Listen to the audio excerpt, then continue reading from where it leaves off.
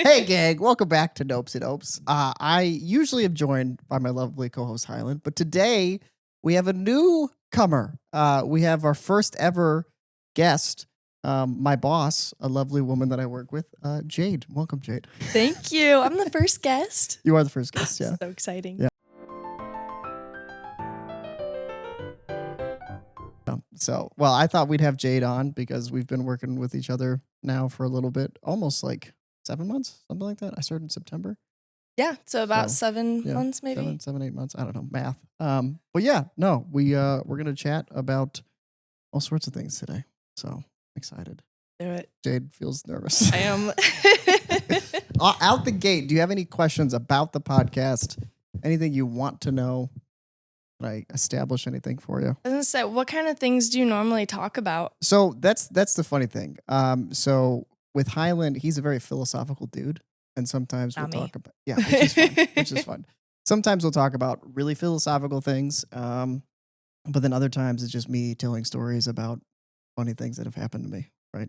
Okay. So embarrassing stories. So it doesn't have to be philosophical. There's no pressure. There's nothing. It doesn't have to be cool. It's just whatever comes to your mind. Perfect. That's all that works. So, Love that.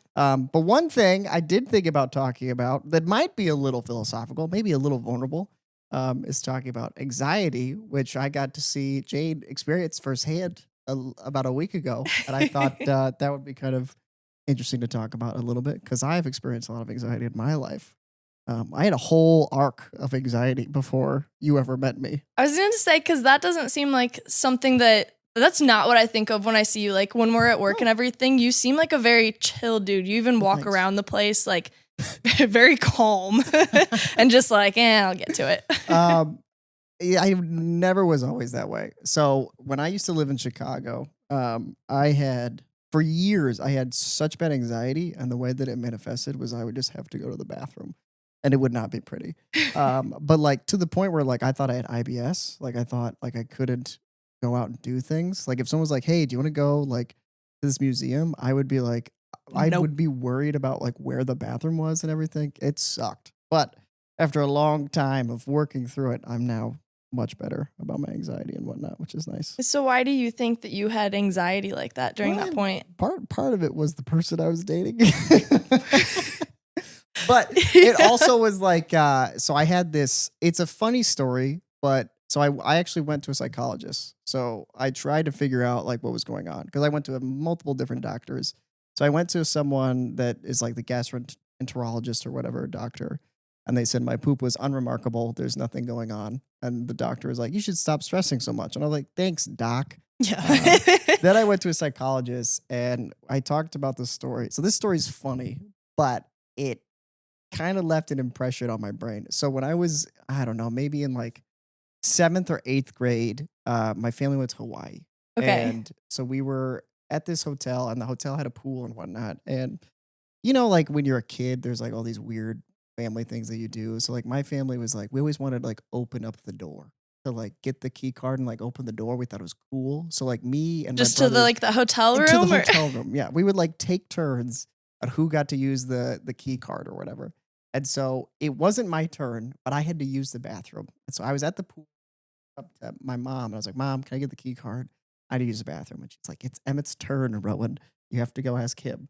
And I'm like, okay. So I go run over to Emmett and my older brother Noah. I'm like, guys, I gotta use the bathroom. Like, let's go. And he's like, all right, we'll be there in a minute. And it's like, it's happening. Like, I need to go. So I run upstairs, I run into the elevator, I go all the way up, and like at the top of this like elevator ride or whatever, there's like this lobby that's right in front of like the floor, and then there's like all these different hallways to go into rooms. So I'm just standing in the lobby waiting for my brothers to come up the elevator and like nothing's happening. I go over to the door to try and see if I can unlock it. It's still locked and whatnot. And it's like, it's getting to the point where I'm like, it's going to happen. And then it did. So I shit my pants and I'm just standing in the lobby holding it in. I'm just in my swim trunks holding it in. And I have no idea what to do or what to go. I had a thought. I was like, I could open up the elevator, drop it, and then walk out. But someone actually came up the elevator. I thought it was Noah and Emmett, and it wasn't them. And they walked by, and I'm just awkwardly like holding myself like this, like hello. And they didn't know what was going on, but I'm sure it smelled long story short, my brother eventually came up and we got into the, hotel room or whatnot. But the psychologist said because of that experience, I have like anxiety about like that Going happening to again. yeah. And so with traveling and whatnot, I would always get very like anxious about like, hey, like when I lived in Chicago, like to go 7 miles, it might take 45 minutes. And so Yeah. like the stress of being like, hey, you got to get there and don't shit yourself. And that would cause like more pressure to the point where I'm like, I can't go. Like before we'd even leave, I would get the anxiety and then I would have to use the bathroom. And I was like, you know what, let's just not go. So Poor little Rowan, all yeah. because it wasn't your turn to use the key. Because it wasn't my turn to use the key card, which sucked. But what about you? What's going on with your anxiety? I think so. Well, at work, I was trying to process it with you a little bit, just Yeah. thinking out loud to myself, because I think a lot of mine is that I just have an issue where like I'm a people pleaser.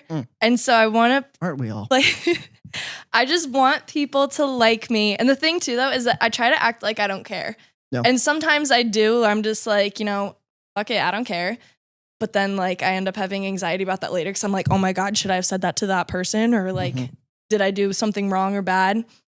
But then there was, that point in my life where I just decided I was like, people's expectations of me are too high. I can't live up to it. And then I was, drinking a lot. Granted, I was also in college. Yeah, so, yeah. it's the time for that. Yeah. But then I think that just went bad too. But there's just like so much change happening in life right now. Like, I have a fiance. We bought this house. Yeah. We have 3 dogs. I graduated. I need to find a job that I'm still looking for. And also the fact that, like as an elementary education major, I graduated in December. Yeah. So it has been, I could find a job like to finish out the school year, but that's not really what I wanted. Yeah. That would be such a pain to like jump in the middle of a school year. So I'm trying to wait for a position where I'd start in August the next school year.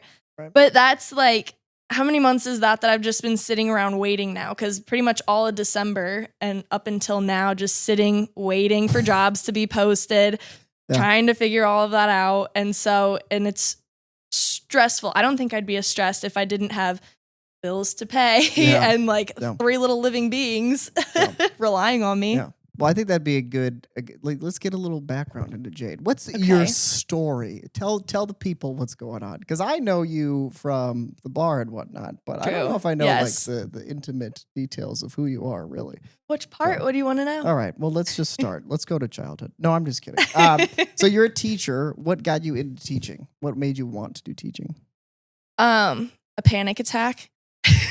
Kind of. Really? Because, I didn't start in teaching. I started off wanting to do physical therapy because when I was really little, my godfather dropped me on my face as a baby and it like messed up my neck and stuff. So I have like a little bit of scoliosis and just other problems.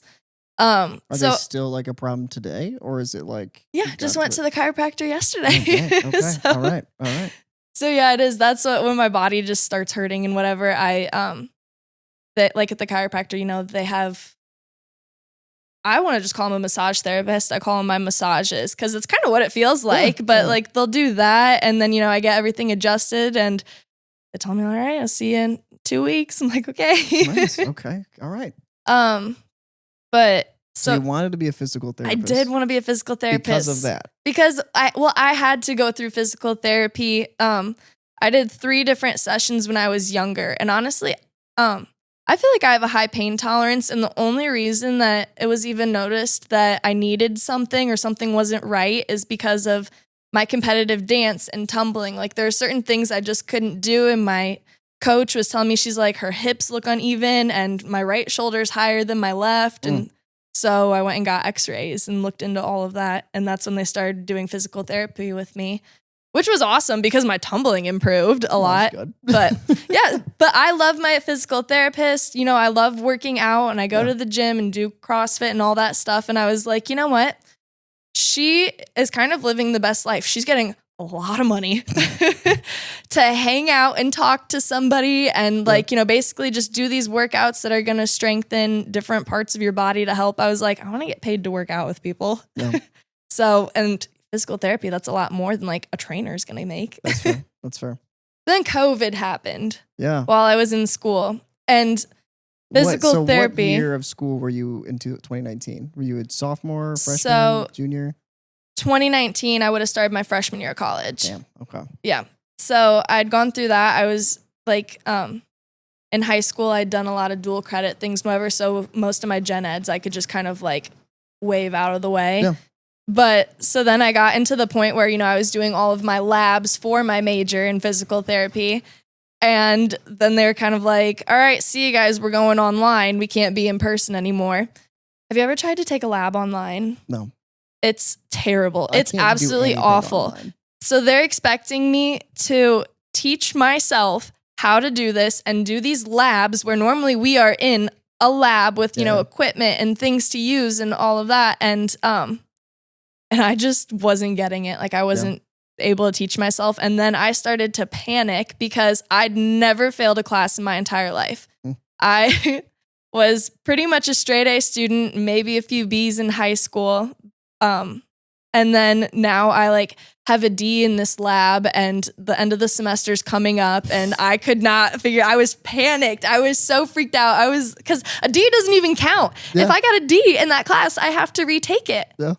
So I was so stressed and I finished the semester with that D. It didn't count for anything. Damn. I know other classes where I think my highest grade that semester was maybe a B in my speech class because I just had to record myself talking and send it.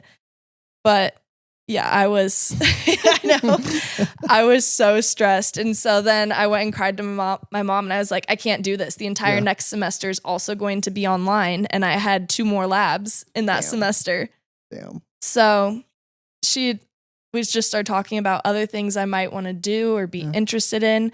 And I taught dance classes and tumbling classes at my studio. I actually currently was during that time, which also sucked because I just had to do like a Zoom call with all my...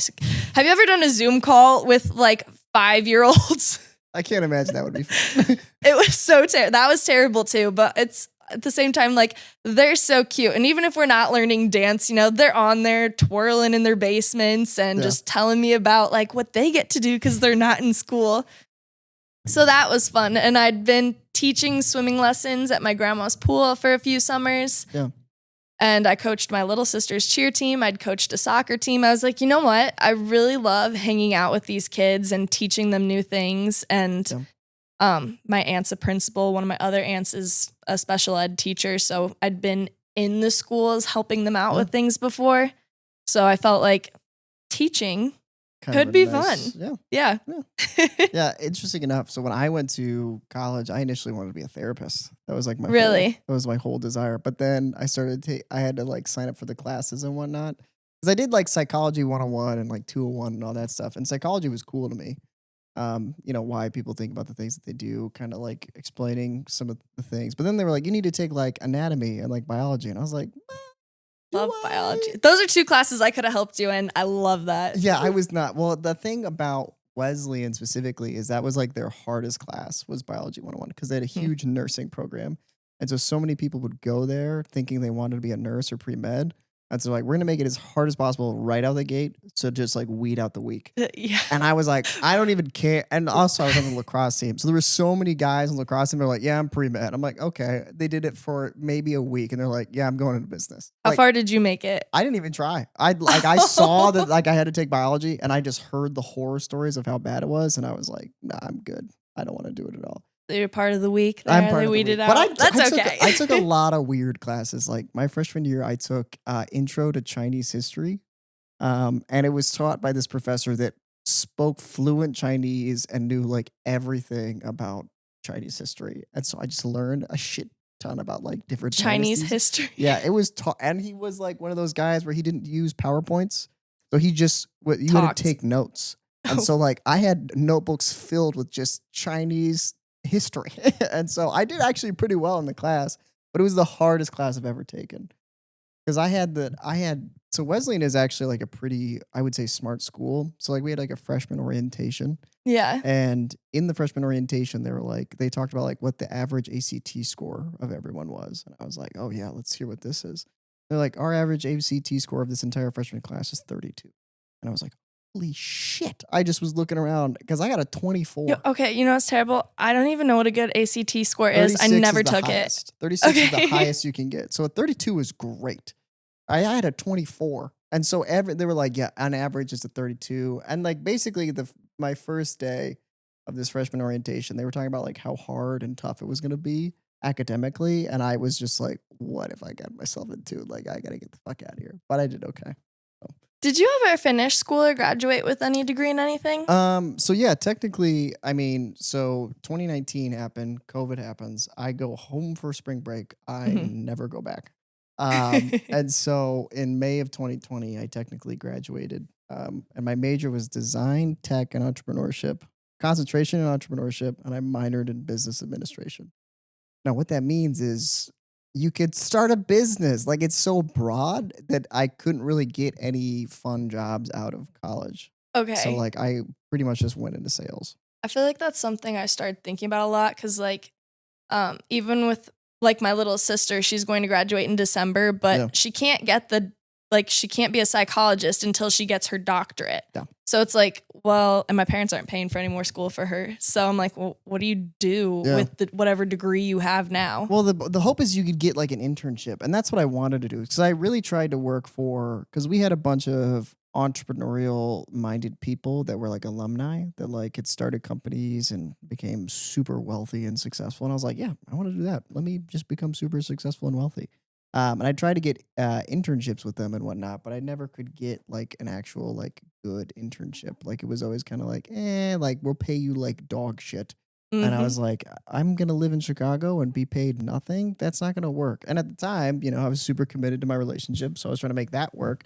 And so it was tough. It was I'm not tough. gonna lie, I forget about your whole relationship That was situation all the time. a huge part of the life that, well, so Jade and I started working together in September, like I said. So I had been single for, I don't know, at like year and 8 months. Now I'm Yeah. on like 2 years of like, it was May when we had ended things. So it's been 2 years. 2 years now this month. 2 years now. Yeah. So Time flies. yeah, time flies. But yeah, it was a huge part of my life because we dated for 9 years. That's the crazy part to me. I have Yeah. never been with one person that long. Yeah. So Any questions? I'm going to about be. that? yeah. How do you make Fuck, it work? I don't. Yeah. It How do, doesn't. I was gonna say, how do you make it work? How does that Well, what's happen? funny is- Now I'm gonna have to find out because Well, I have it did one. work. It did work for a long time. But then like a big thing is like just personally, like I mean, communication's like the biggest thing. And so Yeah. we got to a point where like we stopped communicating. And also like what we wanted for our own perspective of life. How long into the relationship did that happen? Like the stop I would communicating say- problems are happening. I would say so we were good. We were great for like 5 years. Okay. 5 years of just solid because you know we're in college and whatnot. Or like we left high school, we're in college, and then when I moved to Chicago with her, that's when like things started to get tough because it was like becoming an adult, figuring out how to like do things together.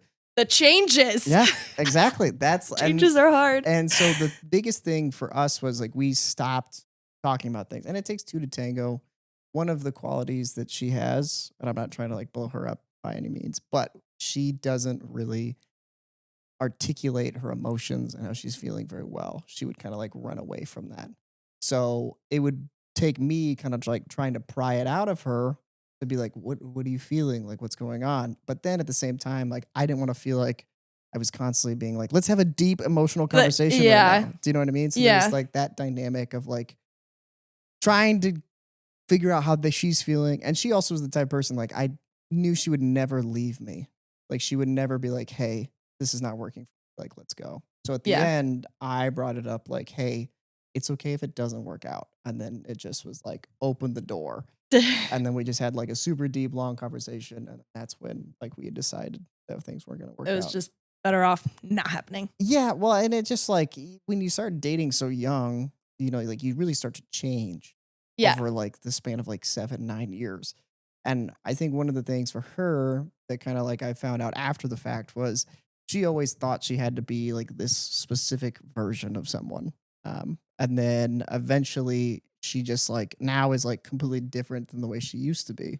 which is good for her because I think she's more of herself. Yeah, I'm more happy But how that's she not is. the person I fell in love with. You know what I Ye- mean? I- So it's like yeah. it completely changed. I respect that, but at the same time, I'm like, yeah, no, like I'm glad you figured out who you are, but like now I'm glad like we are not together because I wouldn't be with the person you are today. Not in a that's not saying it Just like a bad way. not that it's a bad person or Compatibility, just you know? just maybe not right for you. Yeah, Because exactly. I look back on some of my exes and I think like, well, I see where they're at now and I'm like, I could never. Could never. And you know, like 16-year-old me at the time, I was like, oh, it's over. Yeah. Like just kind of sad about it. Yeah. No, I had well, because before this ex, I did date someone in high school, but it was like freshman year. But like when we broke up, I like was so devastated. I would listen to like I have like a breakup playlist. Like I'm the type of person like I listen to music very heavily. So like based on what I'm feeling, I will listen to. So Yep. like if I ever get broken up with, I have a specific playlist, and I'm just crying. Listen to like Akon. I'm so lonely by myself. That's the kind of guy I am. So, yeah. So, what about you? What's your breakup routine when that happens? Wait, did you say you've never been broken up with? Yeah. You've always so broken up I've with. always been the one to. What's that Well, about? because I feel like they should have broken up with me, but just didn't sometimes. Okay. Like, okay, so I guess well, I feel like most of the problems started though because like all those high school relationships, like I was cheated on in most of them. And so, you know, once that happens, I'm like, okay, have fun with her. Yeah. And it was whatever. And I mean, I was a little bit sad for those first couple days, even though I broke up with, but also I got cheated on. Like, no, that's not all of fun. that happened. So I was sad. My junior year, I dated another guy and I feel so bad about this still sometimes when I think about it because like he'd been one of my friends since like grade school. Like we went to grade school together. He was one of my friends, you know, used to crush on him in 7th grade. And then junior year of high school, we actually finally dated and he was an angel. Like I don't have a single bad thing to say about him. He's like one of the sweetest guys ever. But I think my problem is that I think we dated for like 9-10 months, but it got to the point at the end of the relationship where it's like, I was more excited sometimes to see other guys or was like looking at other guys. And I was like, this really isn't fair. Like I have this amazing person and like sometimes he's just not even a thought on my mind. And it's like, I'd rather maybe go, you know, hang out with him. Yeah. So. Well, it's better you didn't string people along. Yeah. Like, that's the worst. I mean, some of these ladies out here are ruthless. Ruthless. So I brought today this lovely little game called We Are Not Really Strangers, or We're Not Really Strangers. And I thought it would be fun to kind of pull some cards, chat, and learn some more about each other. So there's excited. 3 levels, right? And it's depending on like 3 the most intimate. I think so. So like level 1 says it's like perception. Level 2 is I flipped them all around, connection, and then level 3 I think like deep. So I'll let you do the honors and pull from wherever. I'm gonna start easy I'm an first open on book, one, which is nice. So that might be the first card. I don't know if there's actually anything on it, but we'll see. What does it say? It says maintain eye contact for 30 seconds. What did you notice? Oh, you gonna stare at me? All right, I'm staring. We make You eye timing? contact all the time. I know. I feel like eye contact's not something new. No, but me, do you ever struggle with eye contact? I don't think you really do. I don't think I do. I think another thing too, because I'd say maybe if I'm nervous, but also like you get nervous often. Not really. I don't feel like other people make me too nervous because even like, you know, before when I was like, you know, dating and doing whatever, like I feel like I was very flirty with my eyes. Yeah. And so like, you know, the eye contact thing does not bother me. Okay. Is eye contact a big thing for you in terms of dating and like attraction? Yes. Okay. Because I think like, I don't know, I feel like that's such a turn on too. Like if I'm giving someone eye contact and talking and being flirty and you can look at me and give it to me right back, I'm like, oh, okay. Yeah. That's fair. That's fair. Yeah. I was always good with eye contact. Then I got bad at it. Like COVID happened and I stopped meeting people. So I just stayed inside. So I was like, I don't know who to look at. Now I'm way better at it, which is nice. Yeah, I feel like you're not bad at eye contact. Now, but that's the thing. Like Me working at Clink has helped me with a lot of things socially, which has been great. Really? Yeah. Well, like I was also kind of like afraid of going to bars. Like, so in high Interesting. school and whatnot, I was such a square. I did not like parties. Like they would stress, like I would have such a stress that like my teeth would chatter. You To ever go see to like a party? like shivering? Like I would shiver. Well, I've seen like a shivering child in a cold That pool, would but be that's never like like me. out of nervous. Well, like, so I'll give you an example. So, like, I was so against partying just because it was like, I had a hard time trusting people. So, like, the Okay. girl I was dating in high school, well, forever. So, when she would go to a party, like, I would have like a panic attack. Like, I would be so worried about like what was going to happen and all that stuff. Because I don't know the guys that are there, and it's high school, like There's some messed up but there's fun things that some shit happen happens, right? in high And so school. like I would get so panicked that it would cause me to like shiver and my like teeth to chatter. So like as the years went on, I got into college and whatnot, and I still didn't really go to parties in college. Like freshman and sophomore year, like I didn't really like parties. Like I went to one high school party in my entire time in high school. Rowan, Yeah. you should have partied more. Literally, when I went out to dinner last night with two of my they're old, like grade school, high school best friends. Yeah. We literally drove past the house we used to party at every weekend last night just for like nostalgia and the memories. But I don't should have know. partied. Well, the funniest thing is my dad did some like reverse psychology stuff where he sat me and my brothers down like freshman year of high school and was like, you can Told you drink, to do it. you can smoke, like just be smart. Like I did it, your mom did it. And I was like, I'm gonna do that. I don't know why, but like it just created this weird kind of anxiety. And then towards like junior year of college, I started to like kind of like let loose and like enjoy myself. But I've always been like, this, like I'm not a big drinker. I And like know. I have a big problem with peer pressure because I've seen so many people get peer pressured into something and Yeah. then regret it. And also sometimes I think the people that are peer pressuring don't think about like the consequences.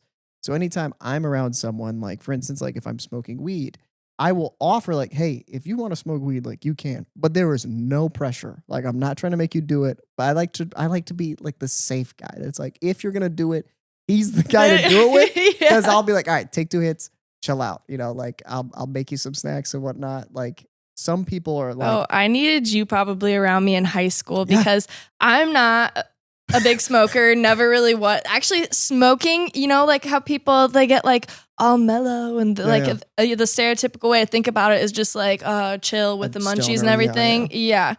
That me, like I literally, when I smoked, I'm shaking like this. I can't speak without like the worst stutter in the world. Like, and Yeah. my heart's just racing. Like well, it's I also awful. do think like some people, I think drugs interact with people in different ways. And Agreed. weed for some people, I'm like, it's not for you. Mm-mm. Like, don't do it. It'll freak people out.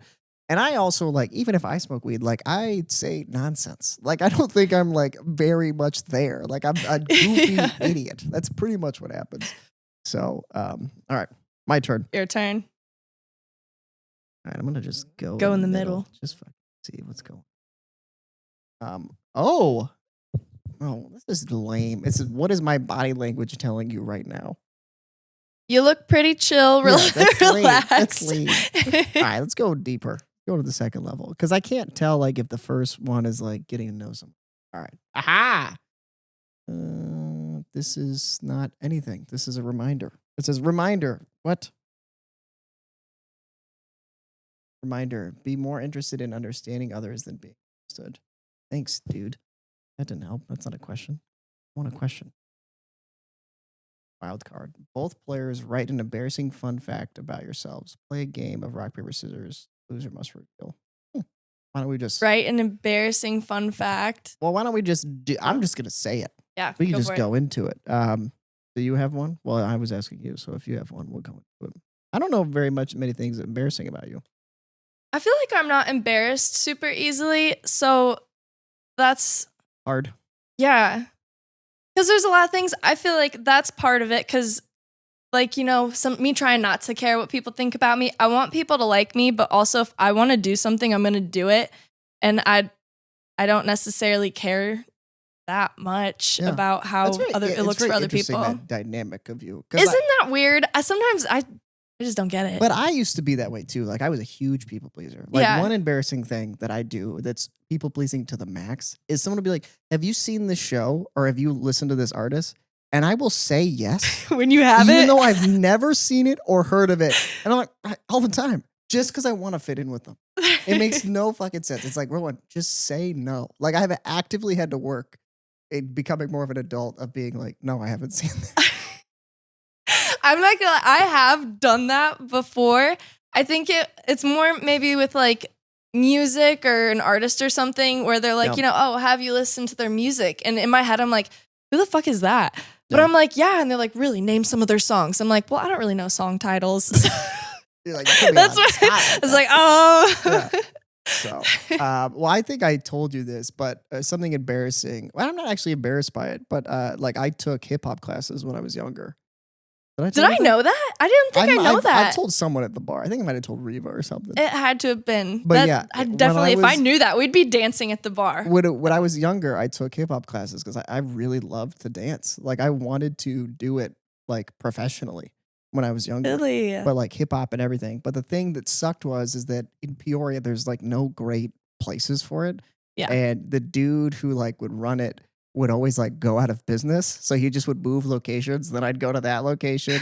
2 months would go by, he'd run out of business again. And he would hire these like teachers or whatnot, which were just like probably super sketchy people. But like at the time I just was a young kid. So I had no idea what was going on. But eventually, like the worst is that we had like a recital, like a dance recital. Like I was a part of like a hip hop Is there a group. video of it? There is. I don't know where it is. Oh, you have to find it. But like I can't. Like there's 2 videos that are super embarrassing of me that are out there. There's one of the dance recital where there's this girl that I went to high school with, Erin Elliott. If you ever meet an Erin Elliott, she probably has the footage. But it was like I was the only guy that was a part of this dance group.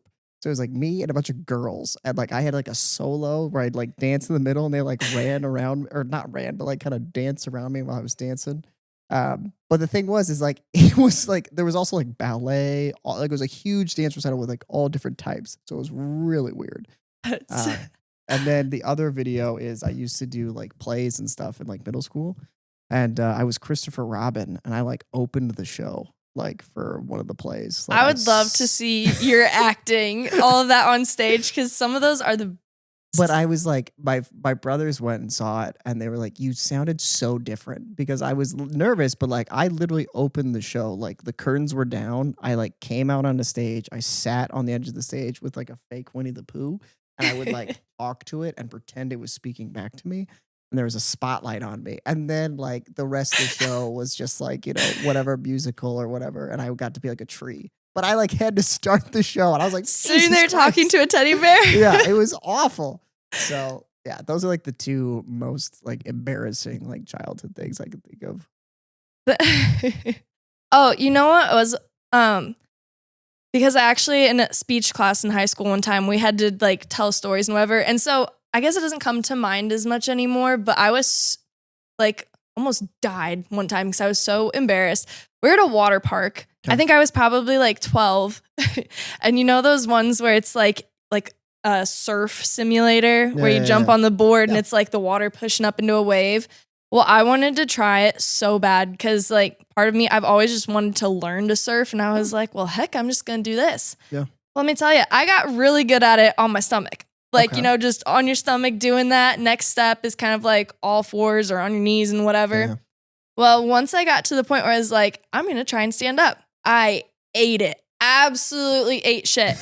Except that powerful water pushing and everything, my swimsuit, well, first of all, it knocked me. I basically did like a backflip, landed on my back. My bottoms were just pushed off me around my ankles, and I hit the wall pad at the back of it.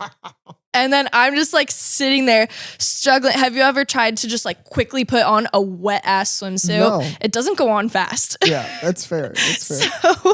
So this lifeguard, you know, he's so sexy, probably like, you know, 16 to 18 years old. And are you like super young at this time? I was like 12, 13, something like that. And so, you know, there's this like really hot older guy runs over to me with a towel to like cover me up because, you know, my booty and everything's just all out there. And I'm like, Yeah, good on him.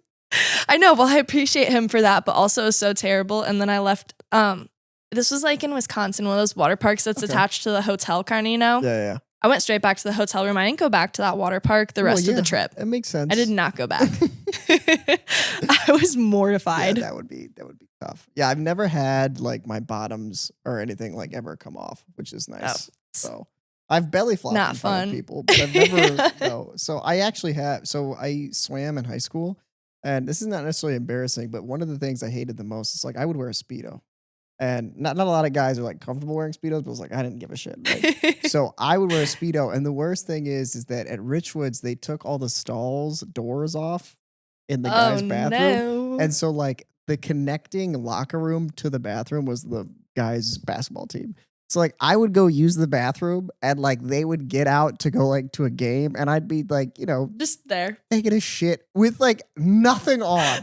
And then like the entire basketball team would like walk by and like they all look at me. They're all like, oh Jesus. And I'm like, hey, what's going on? I hated it. It was the worst. But you know, you just get used to it, I guess. So I don't know. I feel like with all of my competitive dance and everything, like the dressing room at those competitions, because it's just like a little pop up at different places, but it's literally just like curtains on poles and then like, you know, bunch of naked girls rushing around getting dressed. So like I was never super embarrassed about being undressed in front of people. Like, and I feel like maybe I made some people uncomfortable with how comfortable I was. Yeah. Cause like in high school, you know, we're changing for PE. It's just like, okay, strip down, whatever. And I've got, you know, like bra, thong, and other girls are like hiding in the corner and want to go like somewhere obscure where nobody's going to see them. But then like none of that stuff ever really bothered me. It didn't bother me. It's mostly because of my dad. Because my dad is a very like, he's like, in my house, I get to do whatever. Like to this day, I see my dad naked to this day. Honestly, sorry, Dad. So do I. So now I don't live at home, but like I would. Yeah. And I don't know, is that that's something I've seen my mom. My mom more just like, you know, she'll I don't see my walk mom. out of the bathroom. I don't see my mom. Well, that's the part where I was going to ask, I'm like maybe no. this.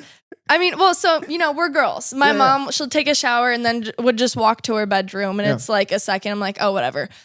My sister, who's just 2 years younger than me, she maybe is a little too comfortable because she just walks around like in a thong and that's it. No shirt, no nothing. Right. She's got her thong. I go into her room to ask her something. She didn't have a door for the longest time. So it's like, and my bedroom used to be right across the hall from hers. So like I'm walking by, she's just sitting there, you know, titties out. And I'm like, okay. Yeah. I mean, we had to get, my dad started getting mad at Emmett because like we would take a shower and like the girlfriends would be over like in high school.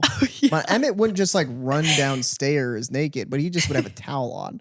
And dad would be like, dude, you got to start putting on some clothing. Like, and I never cared, but I also like in college, the guys lacrosse team, like we would shower and all that stuff. And like, we would be naked. And I was very comfortable with that. Like, I prefer it that way. Anytime someone's weird about it, I'm like, don't make it weird. It's I know. fine. Once somebody makes it weird, then it's kind of uncomfortable. But if everyone's just chill and doesn't care, then that's how it's just chill. Yeah. There always was one guy though. Oh, there's this guy. His name was, Rick, and he would always just like comment on how big everyone's trunk is, and I'm like, Rick, you're doing the worst thing possible. Like, just let it go, man. And it would just be like, come on, man. So, did anybody ever drop the soap? No. But there was one time I've told this story on the podcast before, but so you ever see like Key and Peele sketches? Yeah. Okay, so one of the sketches is called Slap Ass, and it's literally like this like baseball team, and they're walking in the locker room, and Jordan Peele just keeps slapping people on the ass, going like, slap ass. Well, there was this guy in the team that was doing that in the locker room, but we're all naked. And he's just like slapping people on the ass, going, slap ass. And he got to me. And I'm a hairy fucking dude.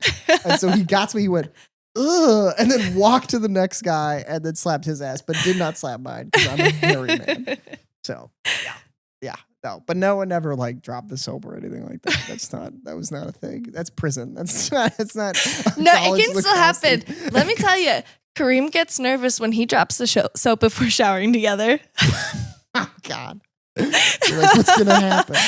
That's fair. So, all right. I'm going back third here. Level. Whoa. Yeah. Gotta see what's going on in the back. That one back.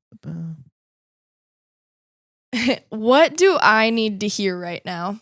Oh, I don't. Hmm. What do you think I need to hear? Mm, Oh, I got it. You're doing a great job at being manager. You gotta relax a little bit. You're perfectly fine. You're doing a great Thank job. you. So, and you But definitely deserve the position.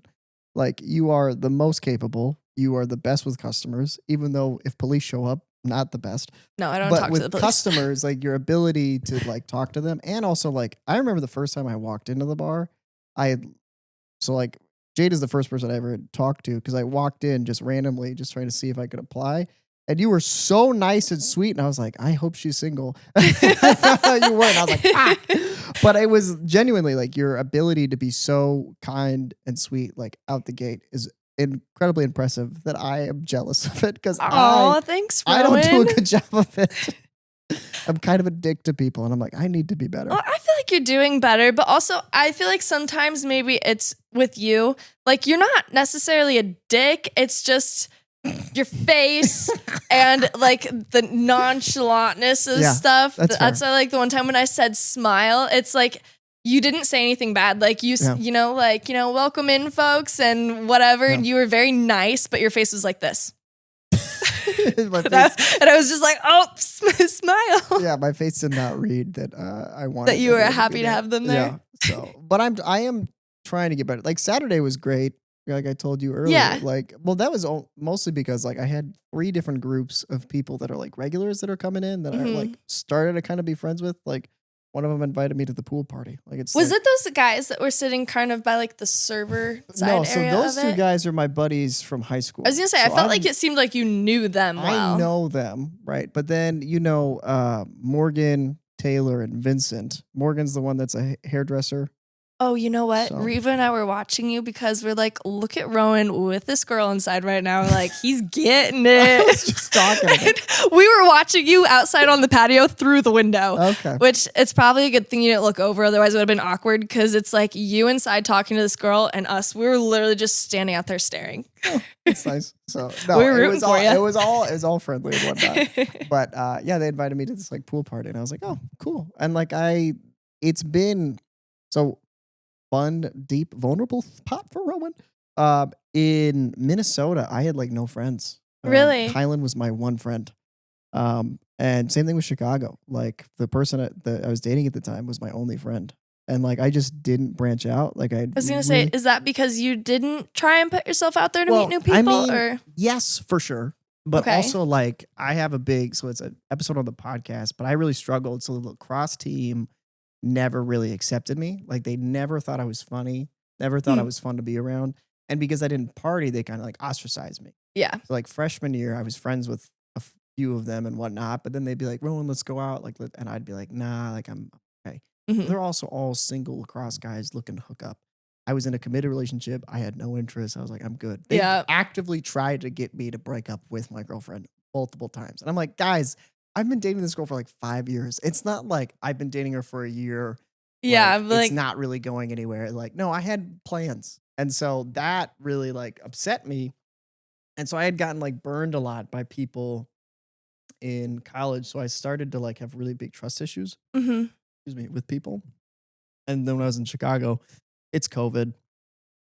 There was nothing really I could do to like meet people. You know, everyone's got a That's mask on. true. Yeah. And Chicago, like you've I hate experienced, Chicago. I yeah, hate it. like no one is on the street like, hey, how's it going? They're like They're on their way to Angry, get somewhere. zooming somewhere. Yeah, no one's like it's welcoming. So that's another reason why Clink has been so great for me because it's like opened the doors, like actually like having like a social environment, like So I have a being friends with question for people. you then. No. As a guy, how would you go about making friends? Because like I understand, as a woman, I know if I want to go meet some new people, like to make female friends, Yeah.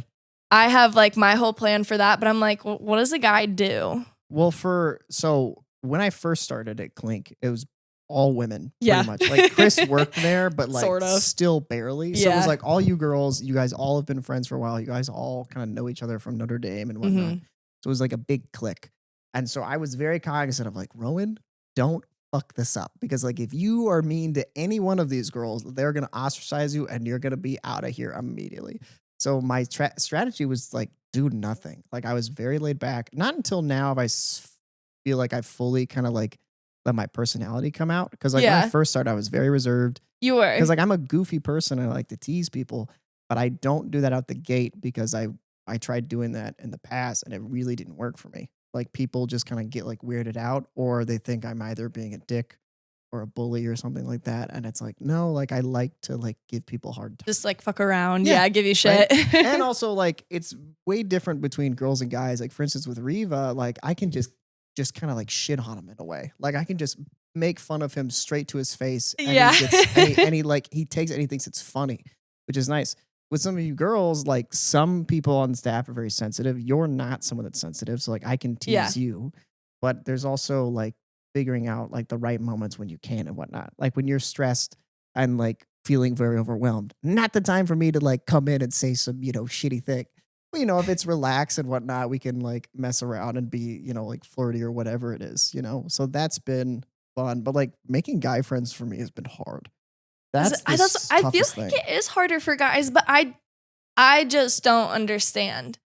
Well, guys are not as comfortable talking about their emotions It's and true. whatnot. And But so yeah. like going up to another guy and being like, "Hey, like let's be friends," freaks guys out. Like that seems like a crazy thing to do. Well, that's so.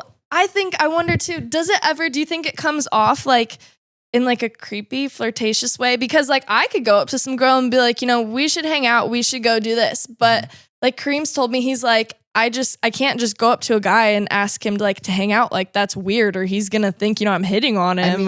Well, I don't know about the hitting on it, because That's what I don't feel like it would be. I mean, I'm not the guy. I'm not the type of guy that like if a guy says anything like to me like that, I'm like he's gay. Like, Like I usually have a pretty good gay barometer of being like, oh, yeah, you're gay. Besides the point. Okay. I don't know. Like for instance, right? So on Saturday, there's these two guys, Nate and Andrew, that are kind of regulars at the bar that have been coming in. They work at Caterpillar, but they're not from Peoria.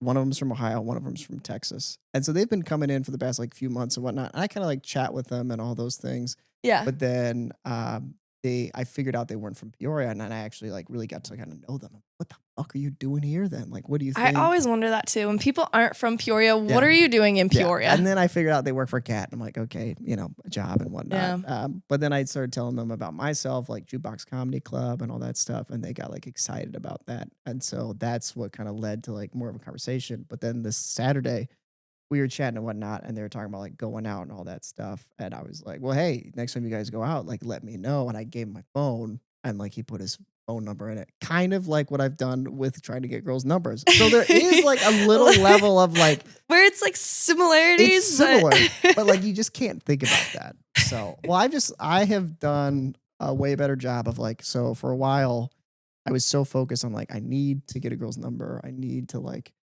find someone to date. It's been so long. Like, Jesus, Rowan is out here struggling. And now I'm finally in the zone where I'm like, I don't care. Whatever happens, happens. And that has brought so many more opportunities, which is the dumbest thing in the world. When you want it, you don't get it. Exactly. And when you don't want it, everything comes your way. I think though too, that's a lot of ways that I met guys though, is because I made new friends. Yeah. And so like, those girls, some of them have boyfriends or just have guy friends, or they could even just take me to an event or a party or something. And now look at all these new people I'm meeting. I feel like that's how I've met a lot of people. Yeah.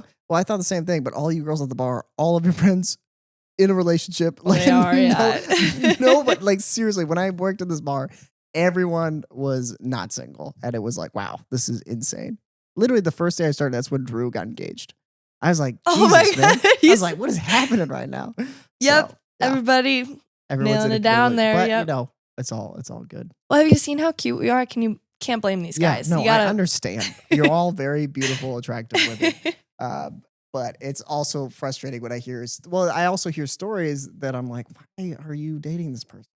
Like these things happen. And I'm like, guys, come on. Like this There's guy's an asshole. some or of those, whatever. yeah. Yeah. But I also can understand it because when I was in my relationship, like if you're in love with someone, like you'll look past all that stuff. Yeah. And I did that for a very long time. And then until I was like, oh man, this is not going well. Love can only last for so long when you have to actually like take the blindfold off and look at the situation you're in. So, but also like everyone's so young. So like, I get it. Like be in love, date whoever you want. It's fine.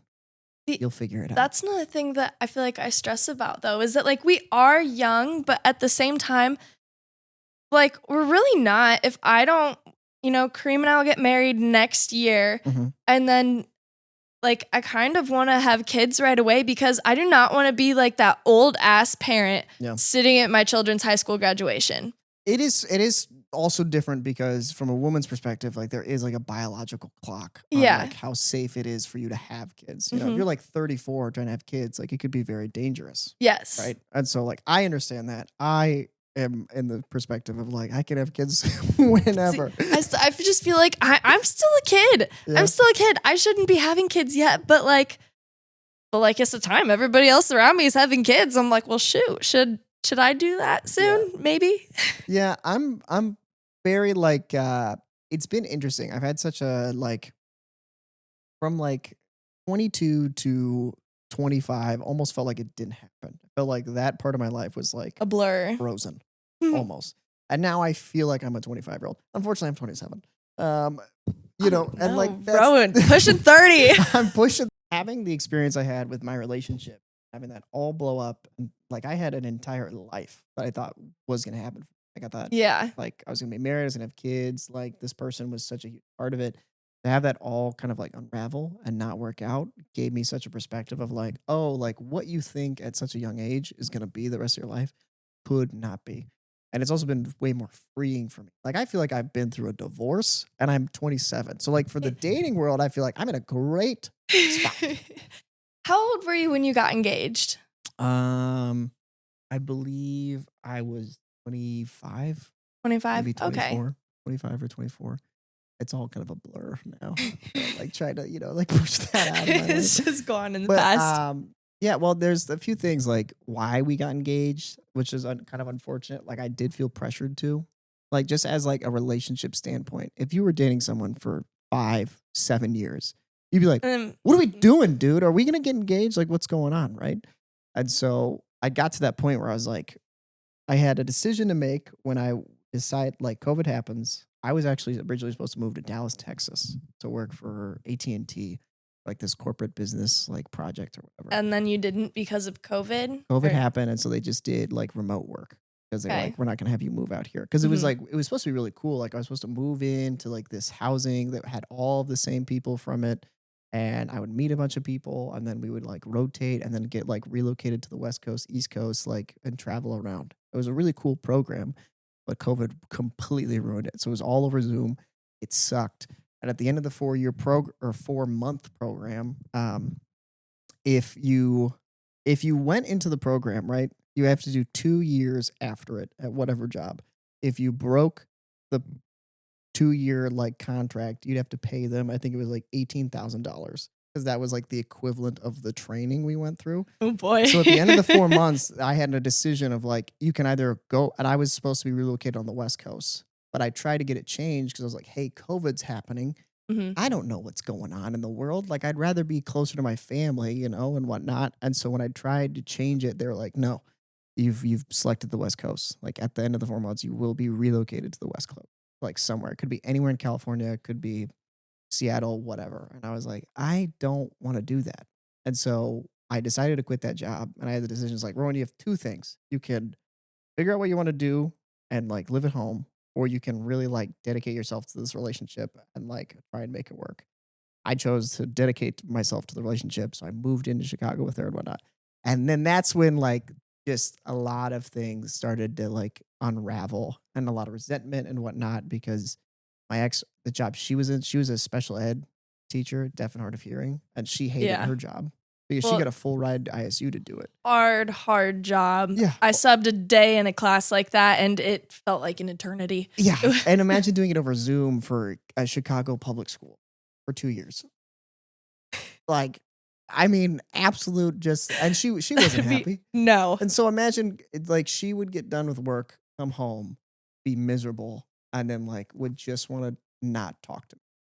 Just wanted to like have her own space, which I can understand. Like you've talked about, like when you get done at work or whatnot, you're like, Kareem, I just need like 45 minutes, right? I just need a moment of silence because there are videos too of teachers where they get like one of those little clickers. They're like, I'm going to actually keep track of how many questions I get asked in a full day. Yeah. And it's hundreds and I hundreds bet. and sometimes even like thousands of questions. Yeah. So that's why I just need a moment sometimes. Which to I can not. respect. I Yeah. can totally respect. But it got to a point where it was like, I felt like we were roommates. Like, I didn't feel like we were a couple. Because that was just like the Well, norm now too, well, like yeah, her I not mean, wanting to and talk. I'm not trying to like blast this person and say that she's bad. It takes two to tango. I also let myself go and did not speak up and whatnot. But she would get home and just want to play video games and just would like get on Discord with like friends across like the world and whatnot and would have a blast. She'd be literally like laughing her ass off, having a blast with them as I'm sitting next to her at my computer, just like dying. Just like I am not happy because I had no friends. I Yeah. had no one to talk with. And so that was like really tough. And it made me realize how much more important like having friends are.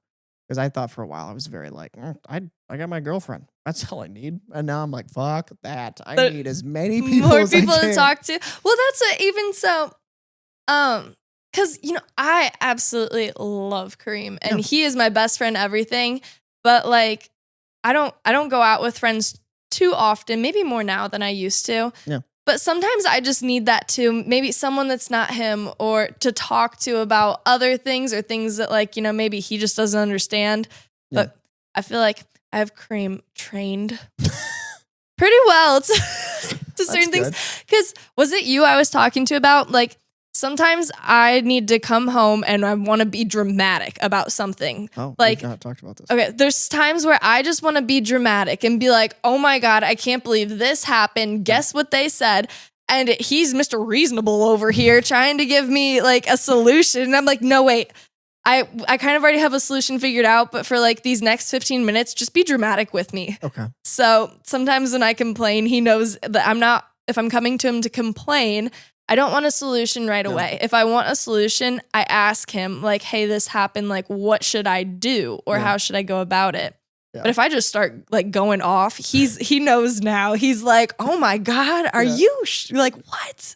I will say from a guy perspective, like I used to be that way as well. Where I was like, let's think logically, babe. Like let's get to the root of the problem. And it's like, shut up, you idiot. I just want to. Sometimes we just need someone to be dramatic for a minute. I understand that now, but I will say it is sometimes hard for guys to be dramatic.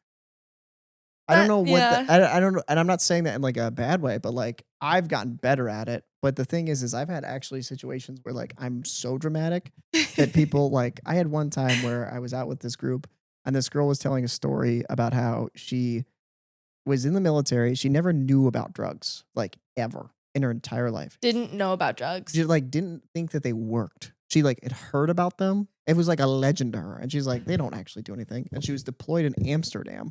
And so she took like hallucinogenic mushrooms and she didn't think that they were actually going to work.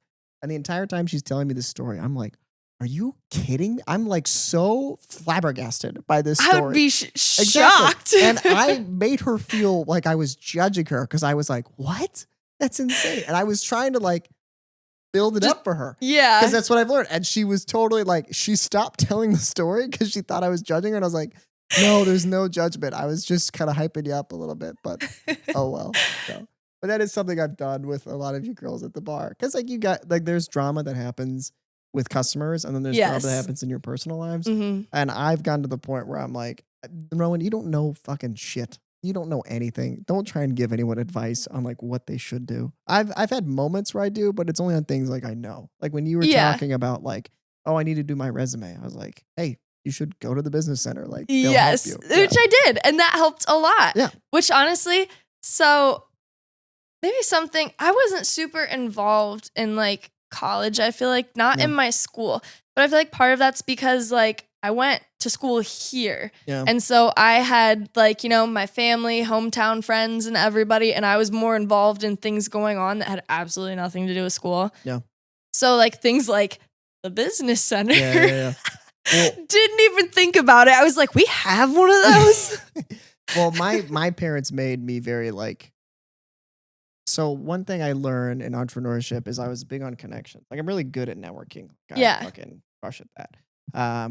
And I really liked these sides of entrepreneurship, like all the ideas of it, and like getting to know people and like using resources, which was cool. But my dad was like, "Hey man, this is an expensive school. Fucking make good use of it. Don't just like dick around." And I was never the type of person that would. And when I ended up quitting lacrosse, I was like, well, now I need to focus on this because like I don't have lacrosse. I might as well get a nice paying job and like make it worth it. And here we are. So I did get a nice paying job, but we've switched career paths a few times. That's So all right. yeah, I well, think it that's one of happens. the things I like about teaching though is that I get so bored of Yeah, the same old, same old. Like I had told myself and my parents and everybody was like, I'm never going to have a desk job where I sit there like at a computer. no, Um, and I ended up doing that for a little bit and I was like, this sucks. yeah, But so like with teaching, it's not paying me the most, but I never know what I'm walking into with a room of like, 8-year-olds. yeah, It's different every day. They're excited about the world, which makes me excited about the world because everything you tell them is like, yeah, oh. And then I have my summers to do whatever I want. Or yeah, if I want to like go coach another cheer team or something after school to make a little extra money, I can do that. I yeah. feel like I have a career, but also free time and options. Yeah. I've always wanted, like, I liked the idea of coaching or being a teacher. Like, Mhm. I had liked it. It's just unfortunate that, like, teaching gets such a bad rap. Like, Yeah. everyone talks about how brutal it is. They always talk about how, like, you make no money.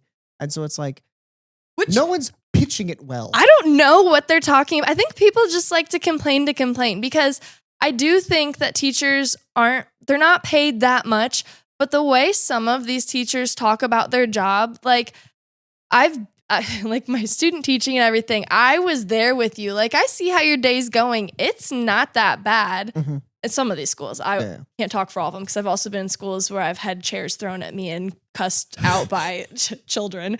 Yeah. But But some of the schools where these teachers are really complaining Yeah. and like that they're so broke, it's not. I mean, yes, now I have Kareem, but Yeah. even like as not a full-time teacher and subbing and just doing like, tutoring and things like that in school, I've made so much money. And as long as like, and I feel like I don't even spend my money that smart when I decide to, go to New York for 4 days. Yeah, But, that's fair.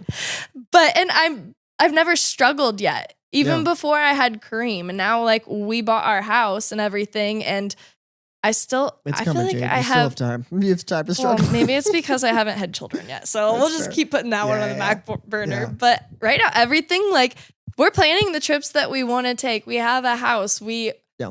redid all of these floors, and granted, my dad and I put them in, but materials aren't cheap. No. And I feel like not to jinx it or anything, I'll knock on wood because I feel like I haven't really been struggling Yeah, yet. I feel like so I struggled a good amount, but that was just because I had made mistakes. Yeah. Right. Like I was on path of something I thought was going to work out. It didn't work out. So like when I was in Minnesota, I was in like $4,000 of credit card debt. I moved home because I ran out of money.